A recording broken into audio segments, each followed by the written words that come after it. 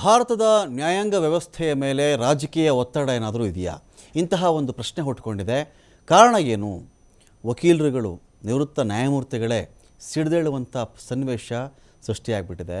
ಅವರೆಲ್ಲ ಪತ್ರ ಬರೆದು ನ್ಯಾಯಾಂಗ ವ್ಯವಸ್ಥೆಯನ್ನು ಬಿಡ್ತಾ ಇಲ್ಲ.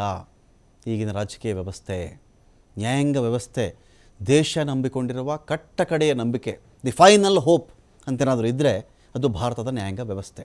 ಇವತ್ತಿಗೆ ಮಾಜಿ ಅಥವಾ ನಿವೃತ್ತ ನ್ಯಾಯಮೂರ್ತಿಗಳು, ವಕೀಲರು ಒಬ್ಬರಲ್ಲ ಇಬ್ಬರಲ್ಲ ಹಂತ ಹಂತವಾಗಿ ಪತ್ರ ಬರಿತಾನೇ ಇದ್ದಾರೆ. ಸ್ವಾಮಿ ಕಾಪಾಡಿ ದೇಶವನ್ನು, ಸ್ವಾಮಿ ಈ ದೇಶವನ್ನು ಕಾಪಾಡಿ, ಇಂಥ ವ್ಯವಸ್ಥೆಯಿಂದ ಕಾಪಾಡಿ, ಇಂಥವರಿಗೆ ಪಾಠ ಕಲಿಸಿ ಅಂಥೇಳಿ ಮುಖ್ಯ ನ್ಯಾಯಮೂರ್ತಿಗಳಿಗೆ ಪತ್ರವನ್ನು ಬರಿತಾ ಇದ್ದಾರೆ.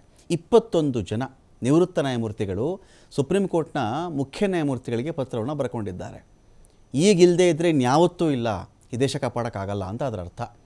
ಎಲ್ಲ ಹಂತಗಳಲ್ಲಿಯೂ ಕೂಡ ನ್ಯಾಯಾಂಗ ವ್ಯವಸ್ಥೆ ಮೇಲೆ ಪ್ರಭಾವ ಬೀರುವಂಥ ಕೆಲಸ ನಡೀತಾ ಇದೆ. ಪ್ರಭಾವ ಅಂದರೆ ಇನ್ನೇನು ಹೇಳಿ? ತಪ್ಪಿಗೆ ಕಣ್ಮುಚ್ಕೊಳ್ಬೇಕು, ಸರಿ ಮಾಡಿದರೂ ತಪ್ಪು ಅನ್ನಬೇಕು, ಈ ಥರದನ ಇವರ ಅರ್ಥ ಗೊತ್ತಿಲ್ಲ. ಸುಮಾರು 500ಕ್ಕಿಂತ ಹೆಚ್ಚಿನ ವಕೀಲರು ಈ ಪತ್ರಕ್ಕೆ ಸಹಿ ಕೂಡ ಹಾಕಿದ್ದಾರೆ. ನಮ್ಮ ಕಾನೂನನ್ನು ಅರ್ಥೈಸುವ, ಸಮರ್ಥಿಸುವ ಮತ್ತು ಅನ್ವಯಿಸುವಂಥ ನ್ಯಾಯಾಂಗ ವ್ಯವಸ್ಥೆಯನ್ನು ಸಮಾಜದಲ್ಲಿನ ಕೆಲ ವರ್ಗಗಳು ಹದಗೆಡಿಸುವಂಥ ಪ್ರಯತ್ನವನ್ನು ಮಾಡ್ತಾ ಇವೆ. ಅನಗತ್ಯವಾದಂಥ ಒತ್ತಡ, ಪ್ರೆಷರ್ ಕ್ರಿಯೇಟ್ ಮಾಡೋದು ನ್ಯಾಯಾಂಗದ ಮೇಲೆ ಒತ್ತಡ ಅಂತ ಹೇಳಿದ್ರೆ ನಾನು ಬಿಡಿಸಿ ಹೇಳ್ತಕ್ಕಂಥ ಅವಶ್ಯಕತೆ ಇಲ್ಲ. ಫ್ರಸ್ಟ್ರೇಟೆಡ್ ಅವರು, ಒಂಥರ ಹಿಂಸೆ ಆಗಿಬಿಟ್ಟಿದೆ ಅವ್ರಿಗೆ, ಆಗ್ತಾ ಇಲ್ಲ, ನಮಗೆ ಆರಾಮ ಕೆಲಸ ಮಾಡೋಕ್ಕೆ ಬಿಡ್ತಾ ಇಲ್ಲ. ಇಲ್ಲಿ ಸುಳ್ಳು ಮಾಹಿತಿ ಮತ್ತು ಸಾರ್ವಜನಿಕ ಅವಹೇಳನ ಮಾಡೋ ಮೂಲಕ ಕೆಲವೊಂದು ವರ್ಗ ಇಡೀ ನ್ಯಾಯಾಂಗ ವ್ಯವಸ್ಥೆಯನ್ನು ದುರ್ಬಲಗೊಳಿಸುವಂತಹ ಒಂದು ಪ್ರಯತ್ನವನ್ನು ಮಾಡ್ತಾ ಇವೆ ಅಂತ ನ್ಯಾಯಮೂರ್ತಿಗಳು ಕಳವಳ ವ್ಯಕ್ತಪಡಿಸಿದ್ದಾರೆ. ಆದ್ದರಿಂದ 21 ಮಂದಿ ನಿವೃತ್ತ ನ್ಯಾಯಮೂರ್ತಿಗಳು ಭಾರತದ ಮುಖ್ಯ ನ್ಯಾಯಮೂರ್ತಿ ಡಿ.ವೈ. ಚಂದ್ರಚೂಡ್ ಅವರಿಗೆ ಪತ್ರವನ್ನು ಕೂಡ ಬರೆದಿದ್ದಾರೆ. ಯಾರ್ಯಾರು? ದೀಪಕ್ ವರ್ಮಾ, ಕೃಷ್ಣ ಮುರಾರಿ, ದಿನೇಶ್ ಮಹೇಶ್ವರಿ, ಎಂ.ಆರ್. ಶಾ ಸೇರಿದಂತೆ 21 ಮಂದಿ ನಿವೃತ್ತ ನ್ಯಾಯಮೂರ್ತಿಗಳು. ಯಾವ ದೇಶದಲ್ಲಿ ನ್ಯಾಯಮೂರ್ತಿಗಳೇ ಇಂಥ ಒಂದು ಪತ್ರವನ್ನು ಬರೆಯುವ ಸನ್ನಿವೇಶ ಬಂದುಬಿಡುತ್ತೋ ಆ ದೇಶದ ಆಗಿನ ಸ್ಥಿತಿ ನೀವು ಅರ್ಥ ಮಾಡ್ಕೊಳ್ಬೇಕು. ಎಲ್ಲರೂ ನಂಬ್ಕೊಂಡಿರೋ ಕಟ್ಟ ಕಡೆ ವ್ಯವಸ್ಥೆ ಅಂದರೆ ನ್ಯಾಯಾಂಗ ಅಲ್ವಾ?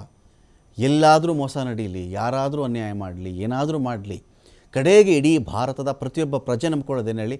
ಕೋರ್ಟ್ಗೆ ಹೋದರೆ ನ್ಯಾಯ ಸಿಗುತ್ತೆ ಅಂತ. ಕೋರ್ಟ್ಗೆ ಹೋದರೆ ನ್ಯಾಯ ಸಿಗುತ್ತೆ, ಹೈಕೋರ್ಟ್ಗೆ ಹೋದರೆ ನ್ಯಾಯ ಸಿಗುತ್ತೆ, ಸುಪ್ರೀಂ ಕೋರ್ಟ್ಗೆ ಹೋದರೆ ನ್ಯಾಯ ಸಿಗುತ್ತೆ.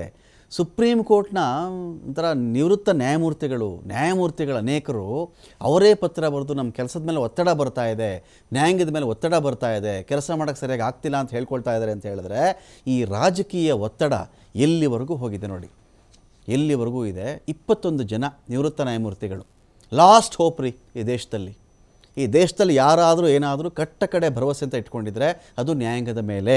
ನ್ಯಾಯಾಂಗವನ್ನು ಇಲ್ಲಿ ಬಿಡ್ತಾ ಇಲ್ಲ ಅಂತ ಹೇಳಿದ್ರೆ ಇನ್ನು ಮುಂದಿನ ದಿನಗಳು ಎಷ್ಟು ಭೀಕರವಾಗಿರ್ಬೋದು ಯೋಚನೆ ಮಾಡಿ. ಪತ್ರ ಬರೆದವರ ಪೈಕಿ 4 ಮಂದಿ ಸುಪ್ರೀಂ ಕೋರ್ಟ್ನ ನಿವೃತ್ತ ನ್ಯಾಯಮೂರ್ತಿಗಳು ಕೂಡ ಇದ್ದರು.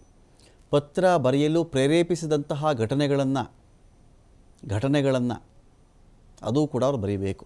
ನಮ್ಮ ದೇಶದಲ್ಲಿ ಎಗ್ಗಿಲ್ಲದೆ ನಡೀತಾ ಇದೆ ಭ್ರಷ್ಟಾಚಾರ ಪ್ರಕರಣ. ಕೆಲವು ವಿರೋಧ ಪಕ್ಷದ ನಾಯಕರ ವಿರುದ್ಧದ ಕ್ರಮಗಳ ಬಗ್ಗೆ ಯಾರೋ ಅಪೋಸಿಷನ್ ಲೀಡರ್ ಇರ್ತಾರೆ, ಅವ್ರ ಮೇಲೆ ಏನೇನು ಕ್ರಮಗಳಾಗ್ತಾ ಇವೆ, ಜೈಲಿಗೆ ಹಾಕೋದೋ ಇನ್ನೊಂದೋ ಮತ್ತೊಂದೋ ಏನೋ. ಜೊತೆಗೆ ಆಡಳಿತಾರೂಢ BJP ಮತ್ತು ವಿರೋಧ ಪಕ್ಷಗಳ ನಡುವಿನ ಮಾತಿನ ಸಮರದ ವಿಷಯವನ್ನು ಇಟ್ಕೊಂಡು ಮುಖ್ಯ ನ್ಯಾಯಮೂರ್ತಿ ಡಿ.ವೈ. ಚಂದ್ರಚೂಡ್ ಅವರಿಗೆ ಇಷ್ಟು ಜನ ಪತ್ರವನ್ನು ಬರೆದಿದ್ದಾರೆ.